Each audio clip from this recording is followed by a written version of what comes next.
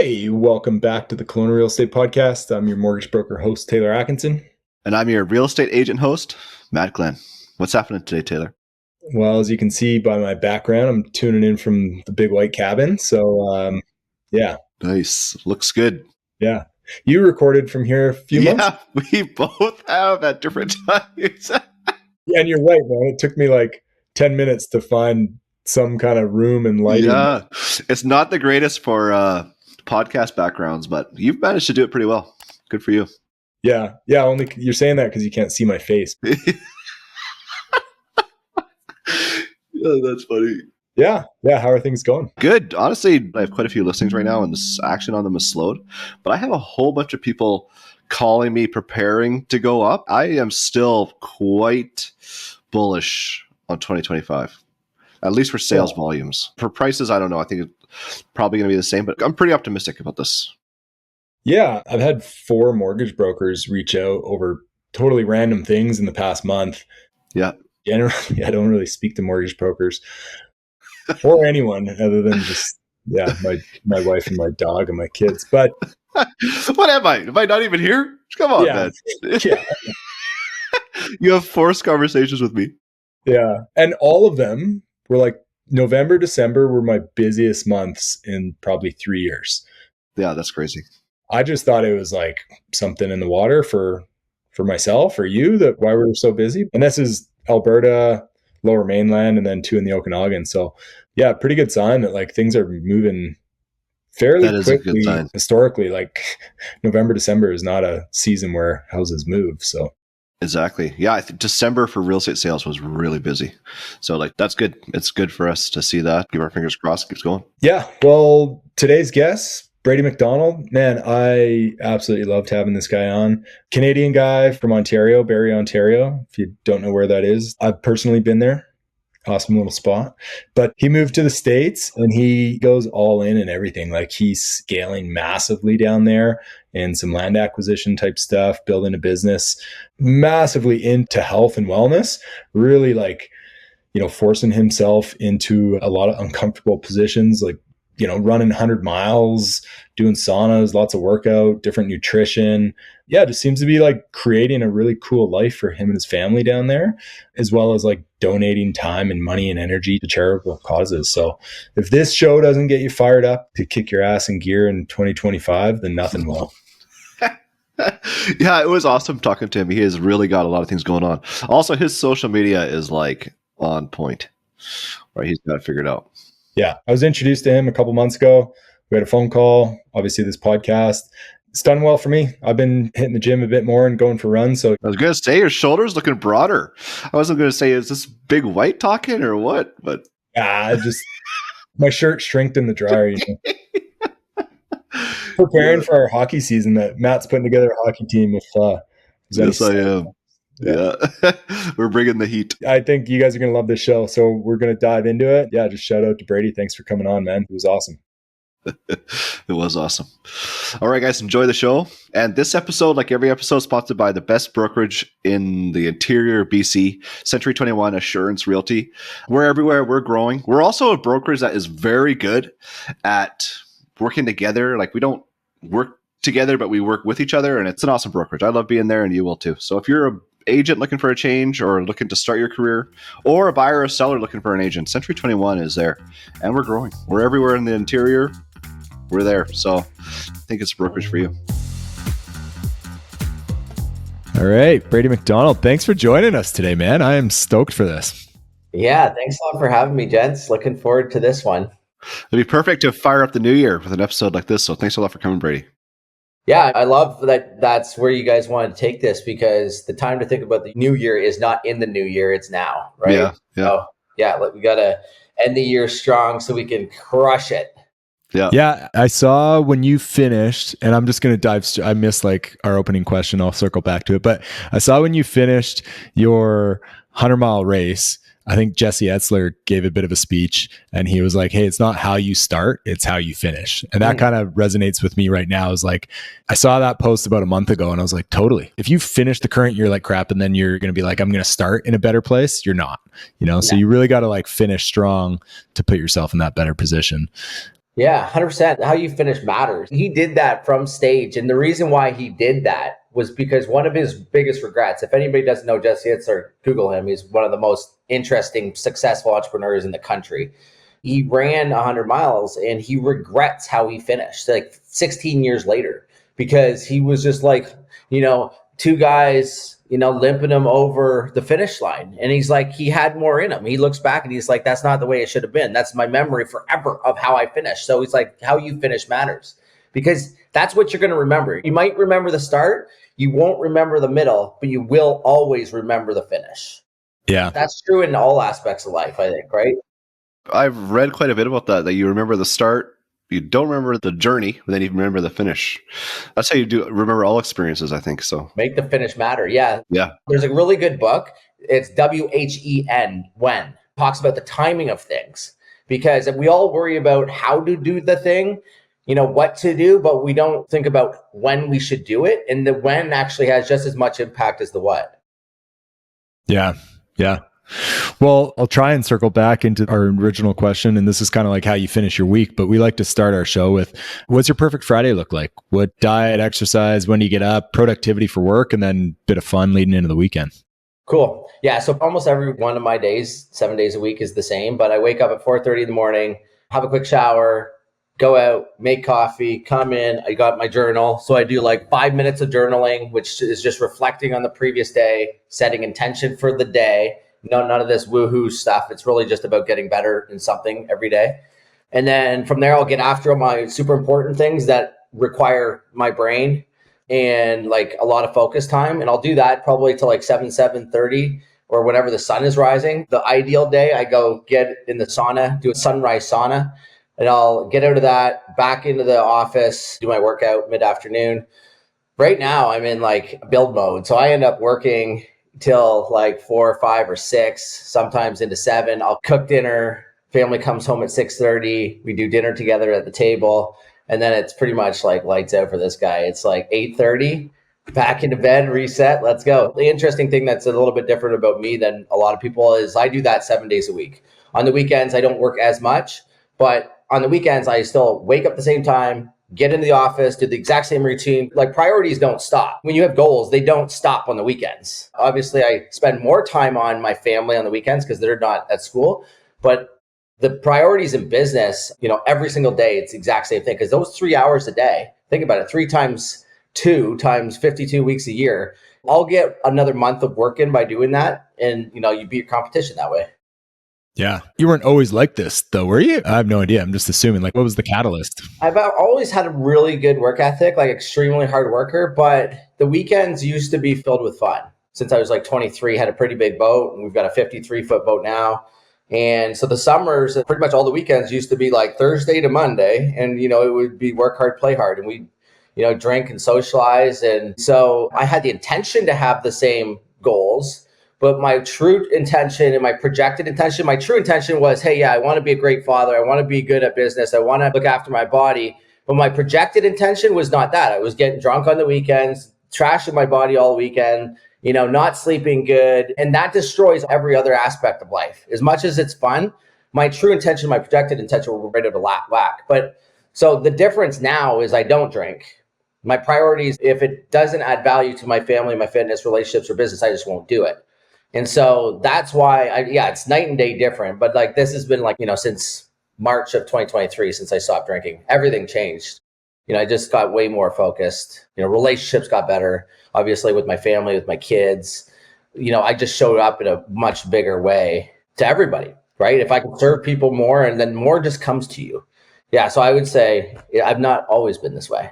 I'd love the not drinking. The not drinking seems to be like a societal shift because like I was talking to my niece who's in high school. I expect her to be drunk every night and she's never drunk. Her friends don't go out and drink ever.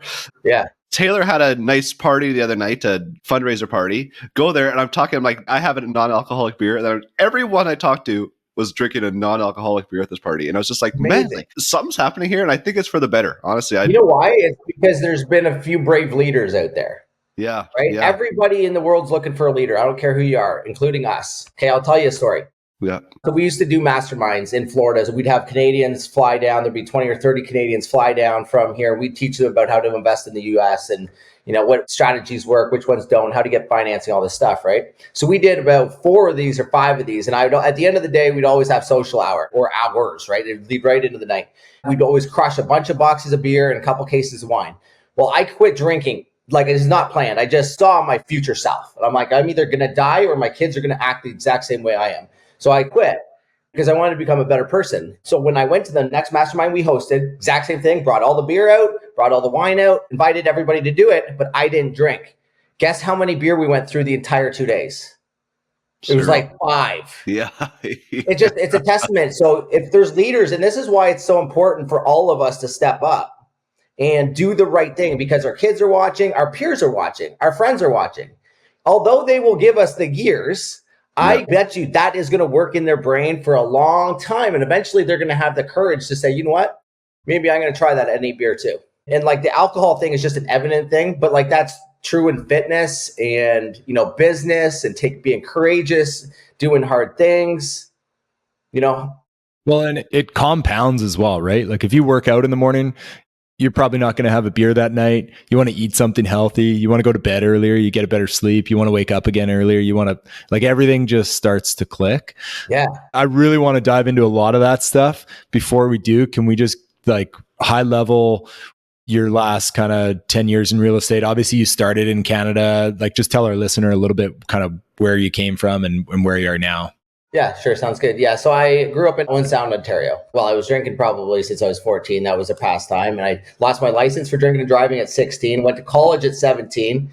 And, my goal when I left the house was to make $50,000 a year. Because that's just to give you a little bit of perspective, what I thought great looked like. That's kind of what, the world I was living in. But I met a guy that, worked for a company called Hydro One. He had a full case of beer and a brand new truck every year. And he's making $100,000 a year. And my mindset is, if he can do it, I can do it, right? This is really why it's important. You're going to see this pattern. It's really important to be around people doing, much bigger things than you, because once you know it's possible, if it's possible for them, it's possible for you. And so, in between first year, second year of college, I ended up, sending my resume via fax at that point for all the young listeners, and got that job. That was my career at this company. I ended up there for the first 4 years as an apprentice, and then I ended up running a training center that taught men and women how to climb trees and rope trees down around the hydro lines without killing themselves, essentially. And so I was 12 years into that. I was 30 years old. I was looking for what was next. I was looking for buying franchises with my wife and like looking at storage, realized that's cost way too much money. Met a full-time real estate investor, realized, hey, if he can do it, I can do it. The guy was making about $1 million a year in cash flow, mortgage pay down, appreciation. And, we did a bit of research. We read a book and just kind of really dug into it and burned our first property in 2014. 2015, we're like, hey, we proved it. This works, right? Because we did have the corporate background. I understood systems and processes. And I did all the renovations myself, burning the candle at both ends. And I started hiring people. We picked all the same paint colors and like systematically did all the renovations. And that first year we did about 8 properties. We ended up flipping about 25 to 30% of all the properties we did, but they're always the same strategy. We became experts at duplex conversions, some of the first ones in Ontario to do that. And then we ended up doing a ton of duplexes plus coach houses, so detached accessory dwelling units. We were the first ones. We did over 40 of those. We ended up doing a bunch of multifamily ground up construction and a lot of entitlement stuff and land plays. So we did that. We did a couple hundred properties, had a construction company, property management company, did everything through joint ventures. So we know how to raise capital. We're not getting caught up in this promissory note land where a lot of the bigger investors that had tons of P-note money, we did not get caught up in that, thankfully. So we scaled it through joint ventures, and yeah, it was really good to us. We came down to the US in 2022, and there's a whole story about that too, but that's when we decided, when we were done with tenants and toilets, and we would dive into bigger deals and do self-storage. We're into the self-storage world today. It seems to me like something shifted. Like you have these like moments in life that just catapult you into the next like adventure or challenge. So obviously something happened, you moved to the States, you really turned around on a health type of thing. What's the driver behind most of those? Like it's obviously being around other people that are achieving a lot, but yeah, is there something inside of you that just like makes you shift that way? I know that I will outwork most people. And I know if I work, whether I know what to do or not, I will win eventually. Because the other thing about me is I just don't quit. And that'll end up putting you in the hospital sometimes, because I've done that too. That's ultra running. But yeah, so, like when I look back at it, you start to see it's a lot easier to look back and stitch everything together. But in the book, 10X is easier than 2X. That's another really good book. It's like these are 10X moments where you literally like change your entire direction, which requires a different way of thinking. And so one of the big moments for me, this was just in 2021, the very first time I quit drinking, it was during the 75-day hard. And so that was the first time I had ever had clarity, true clarity for more than 3 days, like one day since I was 14. And then the courage that came out of that, like during COVID, I took my family to Costa Rica for 4 months and we were still doing big development deals and life still was just amazing. And then when we came back in May or April of 2022, they locked us down again. And I'm like, this is insane. I said to my wife, we were in the limo driving from Buffalo to home, because that was the time you fly into Toronto, they put you in the jail, COVID jail. And I said to her, I said, listen, like next year we're going away, but we're going to the US and we're going to go scale life and scale business there. And when you have core values too, which is a really guiding principle for us, is like when you actually say, hey, these are my core values. This is what I stand for. This is what I stand against. When you call yourself out and say, I'm doing this next year, right? And you start to always do what you say you're going to do. Well, when that time of the year comes around, you better get off your ass and move to Florida. And that's what we did. Again, that's core value number one. We do the work. We do what we say we're going to do. We go above and beyond. Like, this is how I live my life. And so it was like, oh crap, we're going to Florida now, and it's November, and we didn't know a soul, but, we were committed to it and we went all in, and we literally drove, all the kids' stuff in an expedition. Didn't know a soul. I just knew I was going to a mastermind. I'm going to try to figure it out there.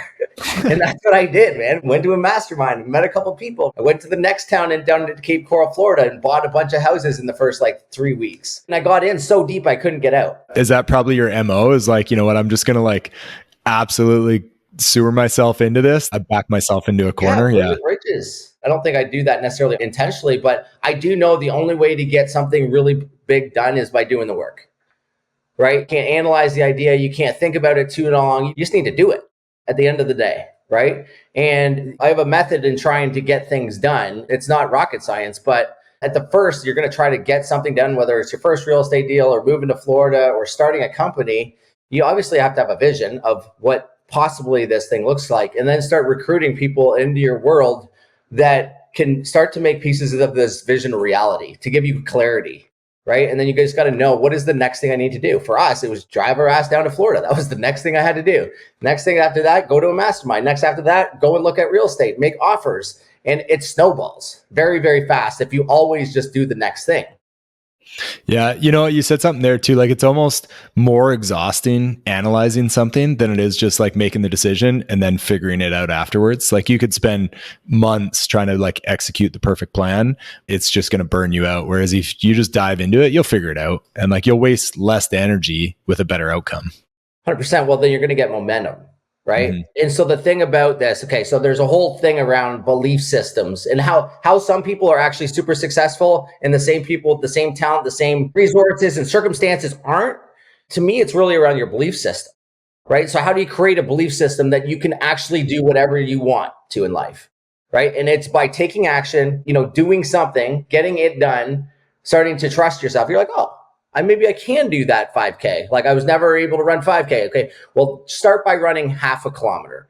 Well, you do a half kilometer, then you're like, oh, I can do one. Okay, so then you do one. You do that day over day. Your brain will start to believe, okay, I can do a 5K. You do 5K, you're like, I can do a half marathon, right? But if you don't do the first half K, you'll never create a belief system. But this is so true, and I don't care what it is in life. that mentality has got me to run 100 miles.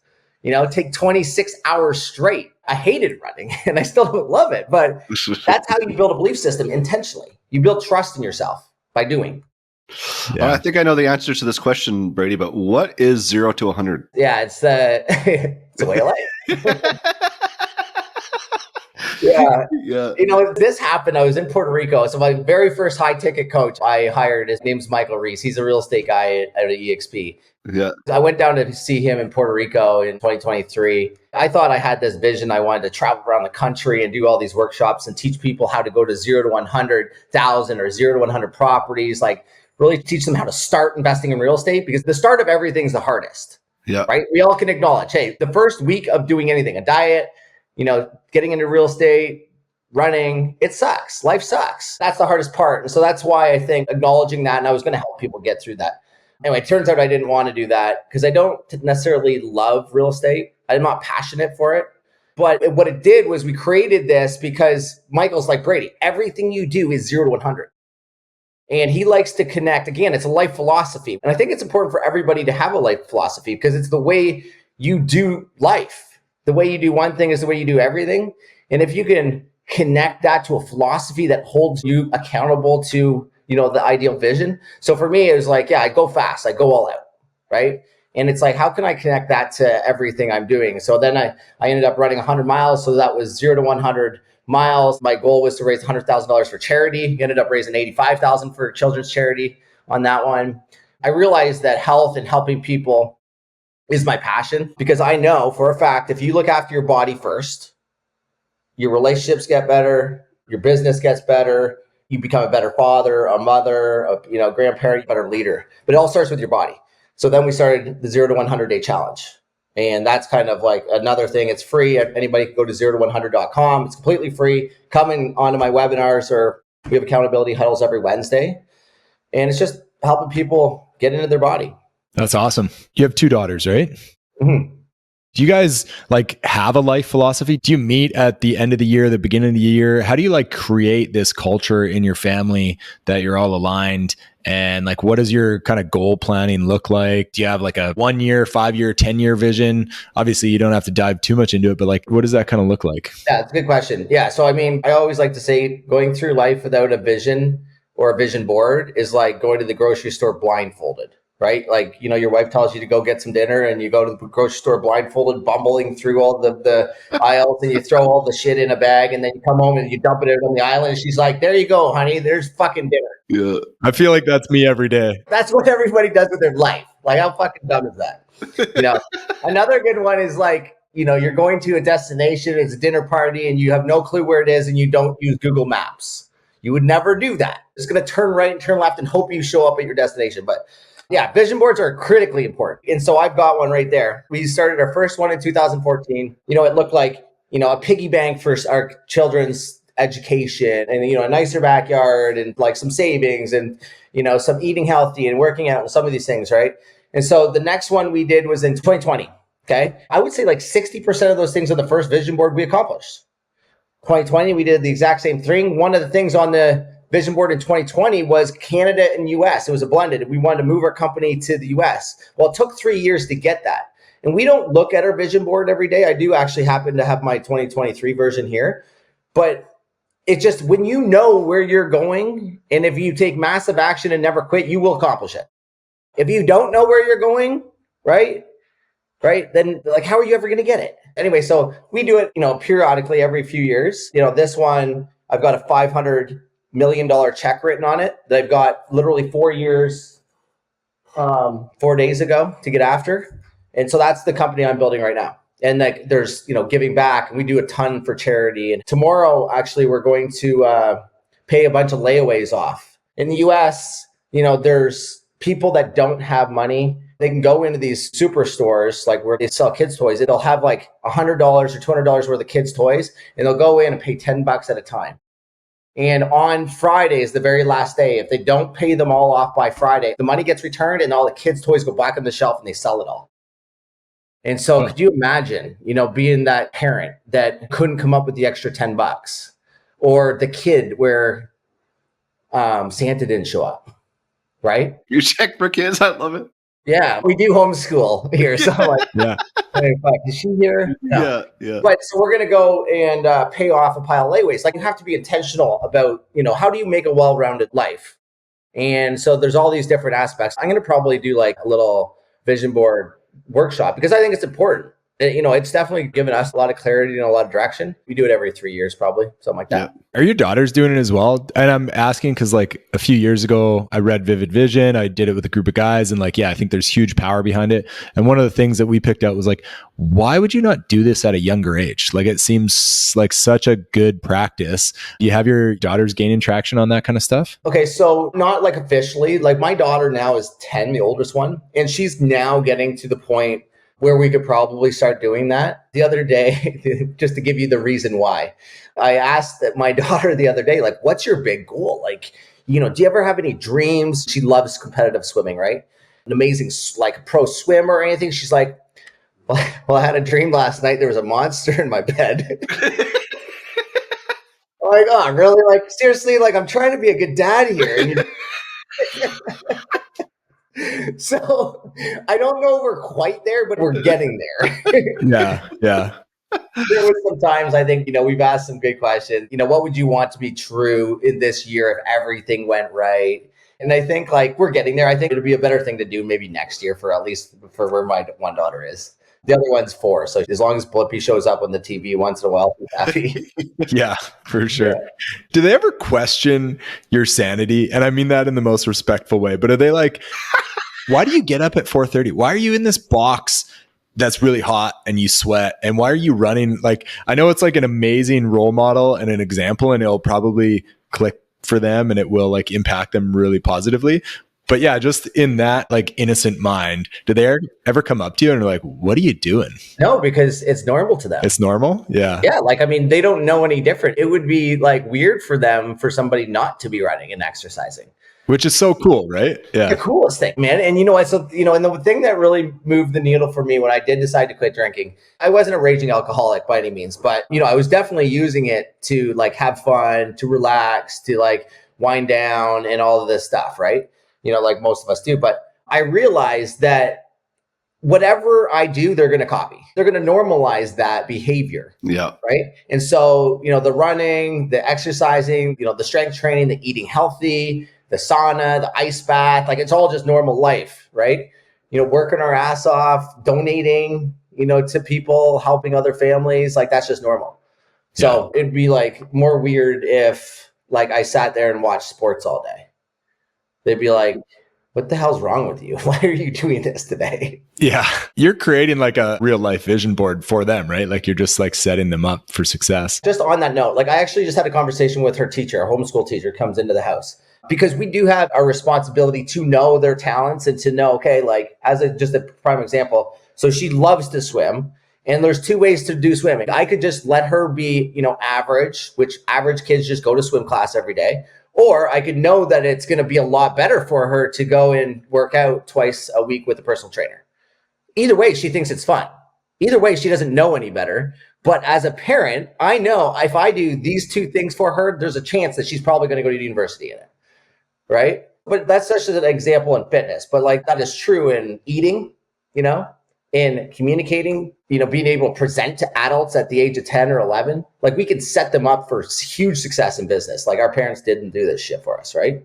Yeah. Well, and it's like you said, like earlier in the show, just because you see somebody else doing it, like you can do it as well. And like, there's no reason kids can't accomplish more, or not even accomplish more, but just like do whatever they want to, Yeah. 100%. I've heard this question before where people are like, do you have any regrets? Like, have you changed anything about your life? And everyone's normally like, oh, I would have started earlier. I would have changed. Yeah. I'm curious what your answer would be, because I take it you're a guy that doesn't have many regrets and probably learned lessons through hard things. So yeah, what's your position? Like, would you have changed anything in the last 10 years? Or are you like, you're here because of those previous struggles or anything you went through? Yeah, I would say, no, I do regret like not quitting drinking earlier enough, because that's the one thing that significantly has changed my life. Like, I mean, like you can't compare, and everybody says this when they do it, it significantly changes everything. And so that's probably one thing. I wish I had started real estate earlier, because, if I had started 10 years prior, then, I'd have a fleet of jets and, not hoping to buy one day. Honestly, it's just, dude, I lived with regret on Mondays, wishing like, why did I do that? And then, and it happens every week. So I lived with regret. I regret that I didn't do that. So I didn't regret so much. Yeah. I would have been able to help way more people if I stopped earlier. Yeah. I want to talk a little bit about kind of like, you've said mastermind a few times. What do you do to surround yourself with people that elevate you? Like, I also just congratulations, kudos. I just saw you won. What was it, like an athlete warrior? Yeah, like Health Warrior of the Year award. Yeah. Awesome, man. Yeah, it's really good, man. So like when I was in Canada, and I think this is part of the challenge being there and then being an entrepreneur, is that we did it all ourselves. And we would go and speak on stages and stuff periodically and go to the meetups and whatnot with regards to business. But it's not a very collaborative place. I found it's like scarcity, like very competitive. People are nice, but it's like not a whole lot of trade secrets being passed, like that really solve your problem. And I also found that like when I did come to the US, it was the opposite. And especially thankfully in this boardroom mastermind that I am, like it's unbelievable, like players at all levels really trying to help you. Right. And like we'll go out of their way to make the connections and go above and beyond and to get on Zoom calls after your, the quarterly meetings to solve the problem that you need to solve. And that's the biggest thing that I see is they have an abundance mindset down here. And when you are surrounded by that, that's what you have. And I found like, it pushes us. Right. And it's possible. One of my best friends from there just sold his company for over 200 million. And he's our age. Another Canadian, actually, he just came down here. He's joined the boardroom. He's doing a $1.4 billion development. He's our age in Vegas with the Four Seasons. He owns that shit. And It's like the investment onto a mastermind down here is the same as if it is up in Canada. It's expensive. I mean, it's an investment, but if you can spend 30 grand and almost guarantee you make 100 or $1 million out of it, which is, if you don't, you didn't do anything, right? Well, that's a great return on investment. Right. And so, all my best friends are pretty much into that mastermind. And yeah, I was awarded that award, which was really cool. But back to the body first philosophy, like I came up with that. Like if we look after our body, do hard things, our mindset gets right, we'll create bigger relationships, we'll make more money. Well, with that in mind, although I won that award, I was nominated for 5 out of the total 8 awards. 2 of them I couldn't even have won. So that's just a testament. The first priority that we all need to look after is our body. Right? A lot of probably entrepreneurs on here that are going to listen to this, and we're deal junkies. We need to go chase the next more money, more deals, try to get that bigger relationship to make more money. And it's the opposite is actually true. If we just take the time to look after our body, our mindset will create courage, will create trust inside of ourselves, will create a belief system, will show up in such a way that money will be attracted to us. And I'm not talking flu shit. This is proof. I just did it. Right? And yeah, I'm super honored to have that award. I mean, because, I only had to run a couple 100 miles. I ended up in the hospital and think I was being carried out in an ambulance a few times, but hey, it's worth the award. Yeah, totally. What was the hardest part about that race? The 100 miler? Yeah. The last 17 hours. Yeah, that's fair. Yeah, it was good though. It was hard. I live in Florida. There's no hills in Florida. There was 13,000 feet of elevation in that. Where was the race? Where was that? It was in Big Bear, California. Okay, yeah. Yeah. And it's mountains. So you're just running through the mountains. It was 26 hours, 40 minutes. Must have been pretty warm too. It was. It was really hot at one point of the day and then really cold during the night. It was free. It was down to like in the 40s at night, which is, 5 or something like that probably. Yeah. It's interesting. You start to hallucinate and, it's like I was back on drugs again. What's next for you? Let's focus on fitness and mindset and health. Like, most people would be like, wow, I just did 100 miles. Like, that's crazy. What's next? Yeah. So it's a journey, right? When I quit drinking, I signed up for a 50, I took train for 3 months, banged out the 50. What next happened? So then I was like, did the first 100 miles and then did Ultraman, which is a 3-day triathlon, and then did the second 100 miles. And what I've been doing lately in between the last 100 and now is really dialing in my body and my blood. So I've been eating properly for the first time in my life. I got like $15,000 worth of testing done, DNA testing, body scans, comprehensive blood testing. I failed my cognitive test. Apparently I have either Alzheimer's or ADDD. I'm going to go with ADDD. ADDD. So I've been really working on getting that body dialed in because I'm really ready to fucking rip and roar on this next 100. So I've got one that I'm going to do in April. Yeah. So we've been doing off season right now. We're going to start on season next week and I'm going to train harder than I've ever trained before.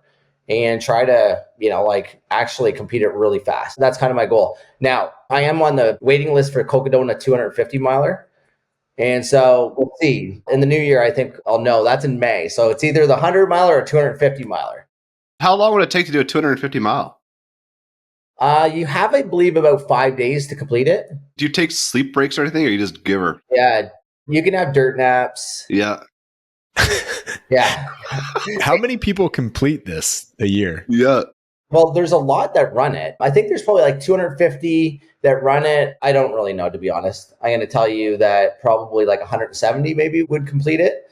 But yeah, it's a long time. You could almost walk it, the thing, right?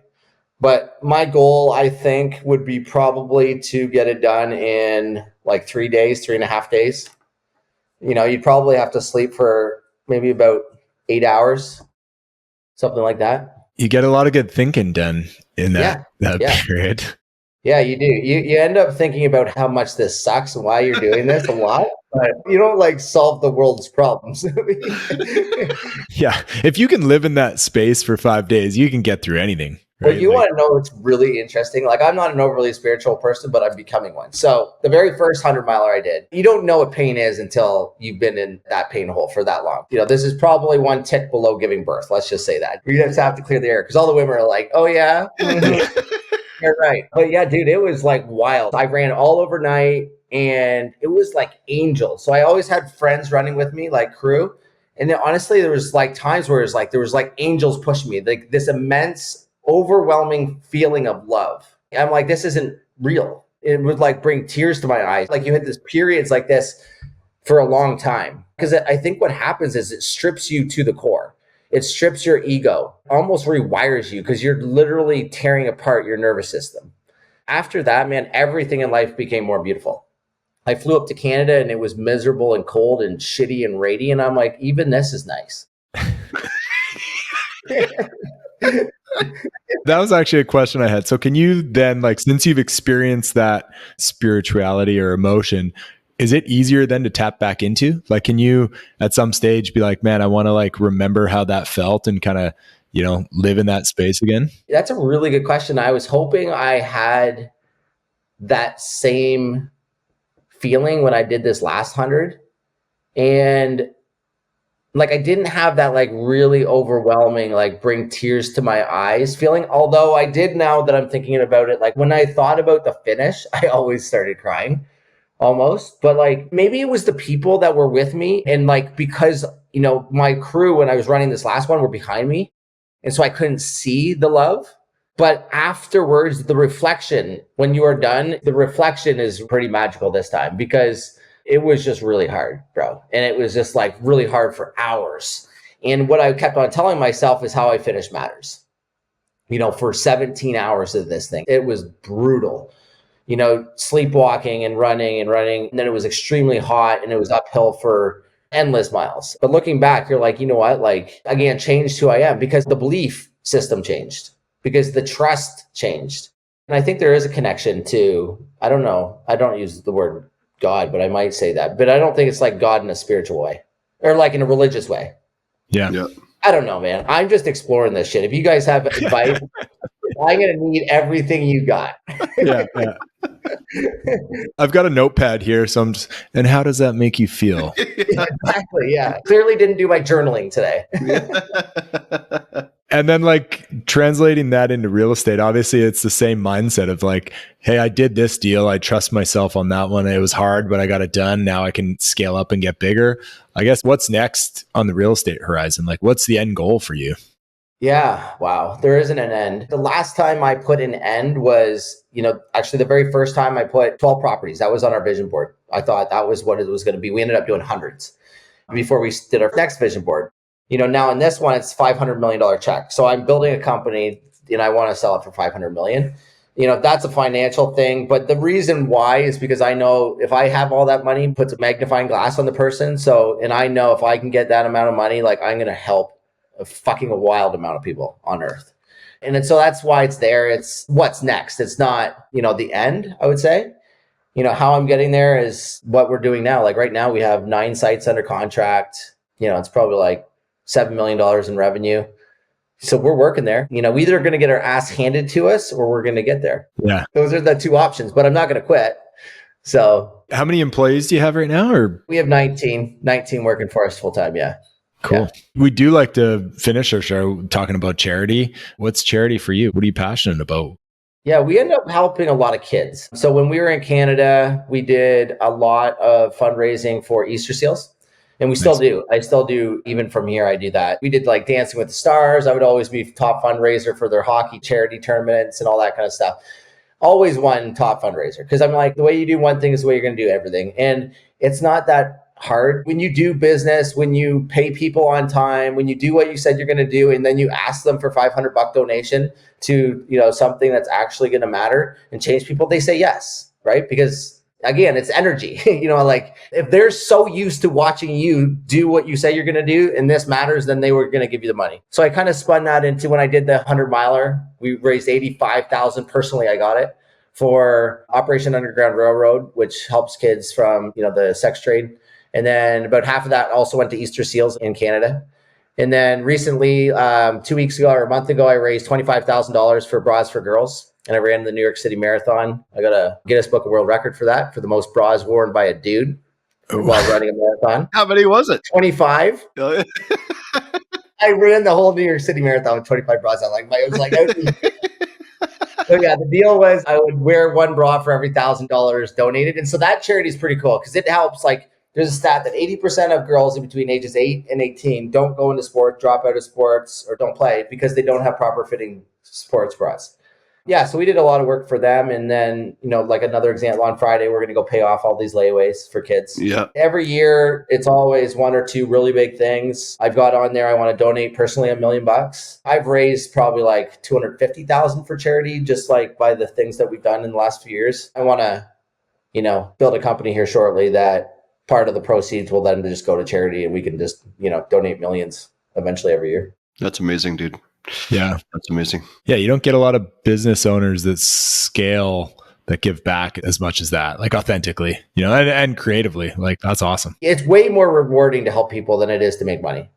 Like you obviously have to, get to a certain point in life where you're comfortable. But I'm a firm believer that, what you give, you will get back 10 times. Yep. And like, just think about if like a quarter of the people that had real business skills just put like, 2 weeks of effort into helping a charity. Like you could do the same thing I'm doing. That's all it takes. It's just a little bit of effort, and like I'm very strategic in how I do it. It's marketing, and you got to ask the right people, and you got to, I think it's amazing. I mean, we've all got skills and we all have the ability to help. Another big thing is like, it doesn't even have to be about money, right? Think about how good it feels when you just, say good morning and like open somebody's door, right? That happens so rarely anymore. And it shocks people when you actually do it. I find like that can change people's day. Pay for somebody's breakfast. It costs $7. Breakfasts are pretty cheap. There's all kinds of ways to help people and just change people's lives and change days. Yeah. It's not that hard. We just got to put a bit of effort into it. Yeah. It's contagious too, right? So yeah, sure. Very much so. All right, Brady, if you could give your 20-year-old self a piece of advice, what would it be? I know we kind of touched on this, but what do you think? Yeah, the 20-year-old self, I would be like, again, back to don't drink, get into real estate faster. And I would say, get your ass down to the US as fast as you can, son. Seriously, when you get around big thinkers, like, hey, just think about if you're an entrepreneur and you have, the option to be around $1 trillion or $1 million, where do you think you're going to be more fruitful? Yeah, trillion. It's a no-brainer. So then that's the reason. Business is just easier down here. That's why I would say that. And, I love Canada and I love the people in Canada, but the rules in Canada are hard, right? Business is very hard there. The taxes are very hard. So that's the reason why I say that. It's significantly easier down here. Now, you can lose your shirt very fast down here too, because you can go big, very fast. But if you're into the risk, it's worth it, in my opinion. Yeah. Investment wise, say somebody moves down there, they're 20 years old, have an inheritance. So they got $1 million. Inheritance, man. They just need a mindset. Fuck the inheritance. Okay. So you know what? I just hired some dude, 26 years old. He was a friend of a friend who, like, the friend ran 100 miles And somehow I got connected in this world. He reached out to a role that we had advertised in our company, and I posted it on my Instagram. He reached out, and it just happened to be that he was actually educated in the role that I was looking for. And he was like, "Oh, that's it." I'm like, "No, this is good." I'm like, and he's run multiple 100 miles. This person at 26 years old, that's what I would say for a 20-year-old. Go and start running and see how fast you can run 100 miles. That will change your life forever. Seriously, because there's nothing more that will create a bulletproof mindset. Figure out how to run 100 miles before you're 23, 22. If you are not extremely successful by the time you're 25, you broke all your legs. You broke both your legs or something. I don't know. Seriously, that's honestly what I would do. Right? That's because you're not going to do that and drink. Yeah, then you're not going to do that and drink. You're not going to have a whole lot of time to dick around. So you're not going to be watching TV. You're not going to be watching sports. You're probably not going to be drinking with your buddies. You're going to be running with them. And all that combined, hire a coach. Yep. Yeah. Nice. Honestly, that would change. I wish, damn. That's what I regret. Let's go back to that part. I mean, it's funny. It's actually such a good piece of advice because it is zero barrier to entry other than running shoes. But it seems like the barrier is so difficult. So difficult. Yeah. You want to be a part of the 1% of the 1%. There's probably like 5,000 people in the 2 countries that have ran 100 miles. Yeah. Right? That makes you a badass. Yeah. 100%. And I'm not patting my back, patting myself. I would say it would make a 20-year-old a badass. Like, I am super thrilled to have this 26-year-old. That's badass. Yeah, that's awesome. Yeah. That's he's awesome. a savage. And he's running the Cocodona 250. Oh, wow. Really? Yeah, this guy's It's savage. on race. Yeah, this should baby. almost be a requirement to work at your company. Like, you Oh, have to run 100 miles. Yeah, I know. That's so true. All right, man. Well, yeah. How can Matt and I or our listener give back to you? Like, yeah, we love what you're doing and really appreciate, honestly, like, I've only started following you on Instagram the last couple months and had a quick call with you. It's impacted me positively. So thank you. But yeah, what can we do to help you? Yeah, I would just say, go to 0to100.com if you want to hop into the free challenge or just follow along on Instagram, social media, share some of the stuff that you think is inspiring or might help other people. I think that's the biggest thing. If anybody listened to this and they think that the story was helpful, one of my goals is to get on more podcasts in 2025 and get on a few more stages. So, that would be another thing that would be super helpful. So I can help more people. We could probably help with that. So we will. Yeah. Appreciate that. Well, we'll just have you back, man. I'd love to. Love anytime. to. Yeah. Right after your 250, I want to. Oh, yeah, exactly. Just do it during the last 25. Yeah. Exactly. Yeah, let's do that. Yeah. We'll get the angels' input into the podcast. Yeah. You'll probably never be more honest in that scenario. I just shit myself. I'm sorry. Yeah, I love it, man. Well, thank you so much for everything. And hopefully you guys have a good holidays down there and an awesome 2025. Yeah, thanks a lot. Thanks a lot for having me.